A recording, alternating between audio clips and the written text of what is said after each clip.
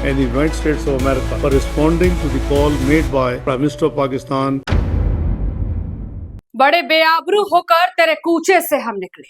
जिस घमंड में अमेरिका था उसे ईरान एक एक कर तोड़ रहा है। जिस ताव के साथ अमेरिका के उपराष्ट्रपति पाकिस्तान पहुंचे थे, उस सारे ताव को ईरान ने ठंडा कर दिया।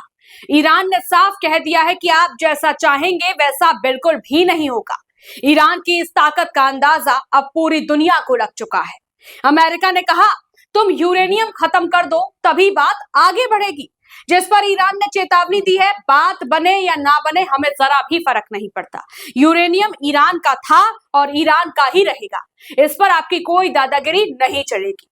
अमेरिका समझ रहा था कि वो ईरान को झुका देगा, अपनी हर शर्त मनवा लेगा, लेकिन उसे ये नहीं पता था कि ये ईरान है जो हुसैन और अली को अपना रहबर मानता है।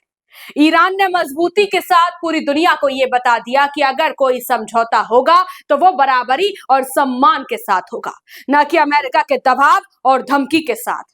तो भैया अब समझ लीजिए, ईरान अब और ताकत के साथ ट्रंप को जवाब देगा।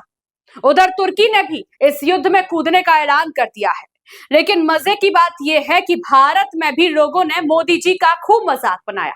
आर्टिकल 19 वाले नवीन कुमार ने क्या लिखा, पहले वो मैं आपको पढ़कर सुनाती हूँ। पाकिस्तान का प्रधानमंत्री बहुत बड़ा चिरकुट है, दुनिया का सबसे बड़ा पीस टॉक करवा रहा है और अपनी एक फोटो तक नहीं लगाई है बैनर पोस्टर में। देश को आगे रखा है, हमारे वाले से सीखो शहबाज शरीफ। रोडवेज के सुलभ शौचालय से लेकर एयरपोर्ट के मूत्रालय तक हर जगह हुजूर की फोटो चमकती रहती है। क्या मजाल कि बिना दर्शन किए आप वहां से निकल जाएं। जैसे महामानव का मुस्कुराता मुखड़ा कह रहा हो, इस दिव्य निपटान के लिए थैंक यू नहीं बोलेंगे। लेकिन कहानी यहीं खत्म नहीं होती, असली खेल तो अब शुरू हुआ है।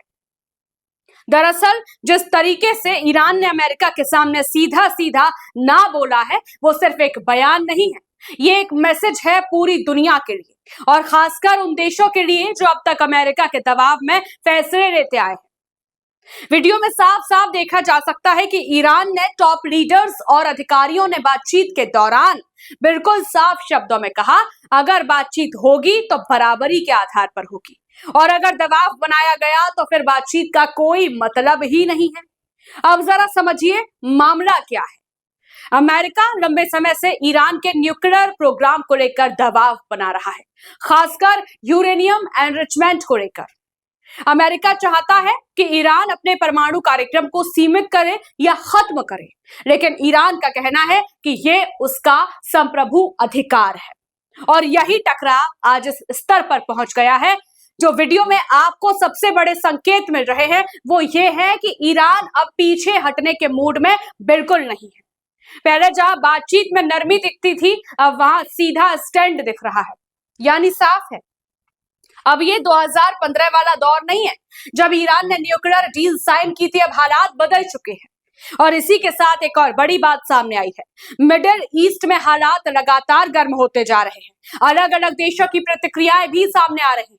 कुछ देश जहां शांति की बात कर रहे हैं, वहीं कुछ देश खुलकर अपने स्टैंड ले रहे हैं। इतना ही नहीं, क्षेत्रीय तनाव को लेकर बयानबाजी भी तेज हो गई है। ये सिर्फ अमेरिका और ईरान का मामला नहीं रह गया है, ये एक बड़े जियोपॉलिटिकल टकराव की तरफ इशारा कर रहा है और यहीं पर भारत का नाम भी बीच में खींच लिया गया है। अब देखिए, भारत का स्टैंड हमेशा से बैलेंस रहा है, ना पूरी तरह किसी एक के पक्ष में, ना पूरी तरह दूसरे के खिलाफ। लेकिन सोशल मीडिया पर जिस तरह की बहस छिड़ी हुई है वो अलग ही दिशा में जा रही है। कुछ लोग इसे ग्लोबल पावर शिफ्ट बता रहे हैं तो कुछ लोग इसे सिर्फ पॉलिटिकल ड्रामा कह रहे हैं। लेकिन सच्चाई क्या है? सच्चाई ये है कि दुनिया बदल रही है।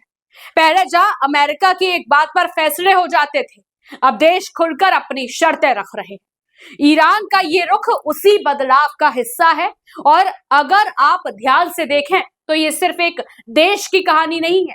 चीन, रूस जैसे देश पहले ही अलग लाइन पर चल रहे हैं और अब ईरान भी उसी दिशा में खुलकर खड़ा नजर आ रहा है। अब सवाल ये उठता है, आगे क्या? क्या बातचीत फिर से शुरू होगी या फिर तनाव और बढ़ेगा? हालांकि अभी तक जो संकेत मिल रहे हैं वो यही बताते हैं कि फिलहाल कोई आसान रास्ता नहीं है। दोनों पक्ष अपने अपने स्टैंड पर, अपने अपने फैसले पर अड़े हुए हैं। अमेरिका अपनी शर्तों पर अड़ा हुआ है और ईरान अपने अधिकारों पर। और जब दो ताकतें झुकने को तैयार ना हो तो हालात अक्सर जटिल हो जाते हैं। यही वजह है कि अंतर्राष्ट्रीय स्तर पर भी चिंता बढ़ रही है, क्योंकि अगर ये टकराव और बढ़ता है तो इसका असर सिर्फ मिडिल ईस्ट तक सीमित नहीं रहेगा, बल्कि पूरी दुनिया पर पड़ेगा, तेल की कीमतों से लेकर वैश्विक राजनीति तक। अब एक और दिलचस्प बात, ईरान के प्रतिनिधि जहां आत्मविश्वास के साथ अपनी बात रख रहे हैं, वहीं अमेरिकी पक्ष थोड़ा डिफेंसिव नजर आ रहा है। अब देखना ये है आगे कौन झुकता है, या फिर दुनिया एक नए टकराव की तरफ बढ़ेगी, क्योंकि खेल अभी खत्म नहीं हुआ है, ये तो बस शुरुआत है।